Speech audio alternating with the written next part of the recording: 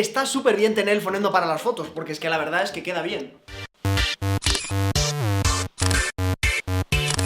Pero vamos con la auscultación cardíaca, que de verdad siempre nos ponemos nerviosos y es muy fácil. Si nos acordamos que el corazón tiene 4 válvulas, si ponemos el fonendo sobre las zonas que creemos que están las válvulas, ahí están los focos y se llaman igual que las válvulas. Pero dejadme marcároslo: foco tricuspidio y mitral.